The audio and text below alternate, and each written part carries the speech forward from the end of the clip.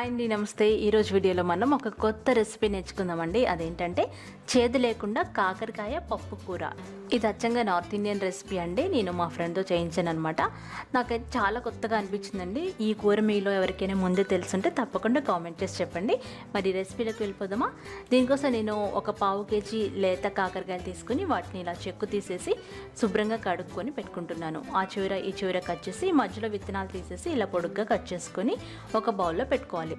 అందులో 2-3 టేబుల్ స్పూన్లు ఉప్పు వేసి బాగా కలుపుకొని మూత పెట్టేసి అరగంట పాటు ఉంచుకోవాలి. అలా ఉంచితే కాకరకాయలో ఉన్న చేదంతా ఉప్పు లాగేసుకుంటుందన్నమాట.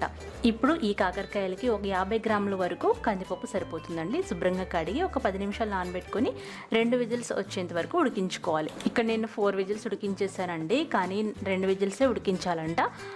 సో 2 విజిల్స్ మాత్రం ఉడికించుకుని ఆ తర్వాత ఈ పప్పుని ఫిల్టర్ చేసి పక్కన పెట్టుకోవాలి. ఈ లోపుగా కాకరకాయలో ఉన్న చేదంతా ఉప్పు లాగేసుకుంటుంది అనమాట. చూసారు కదా, పప్పుని ఈ విధంగా ఫిల్టర్ చేసి పెట్టుకోవాలి. ఇప్పుడు మనం తీసుకున్న కాకరకాయలు నచ్చిన సైజులో కట్ చేసుకొని శుభ్రంగా కడుక్కోవాలి. ఇలా కడిగినప్పుడే దాదాపు చేదంతా పోతుందండి.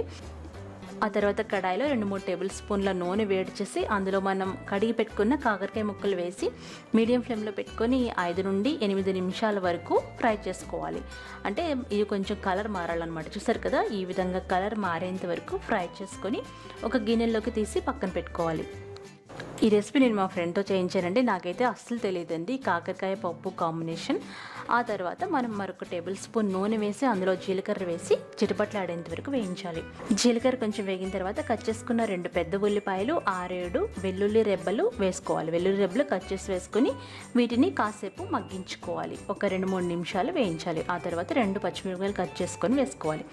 ఈ ఉల్లిపాయలు పచ్చిమిర్చి బాగా వేగాలన్నమాట. ఇప్పుడు అందులో ఒక టేబుల్ స్పూన్ కారం వేసిన వెంటనే కొంచెం నీళ్లు వేసి ఆ తర్వాత 1/2 టీ స్పూన్ పసుపు, కొంచెం ఉప్పు మాత్రమే వేయాలి. ఎందుకంటే ఆల్రెడీ మనం కాకరకాయలని ఉప్పులో నానబెట్టాం కదా. 1/2 టీ స్పూన్ ఉప్పు వేసేసి మనం వేయించి పెట్టుకున్న కాకరకాయలు వేసేయాలి. కాకరకాయలు వేసేసి ఇప్పుడు మనం లో ఫ్లేమ్లో పెట్టుకొని మనం బాగా మెదుపుకోవాలి. ఒక 2-3 నిమిషాలు బాగా ఉడికించుకోవాలి. ఆ తర్వాత మనం ఉడికించి ఫిల్టర్ చేసి పెట్టుకున్న పప్పు వేసేయాలి.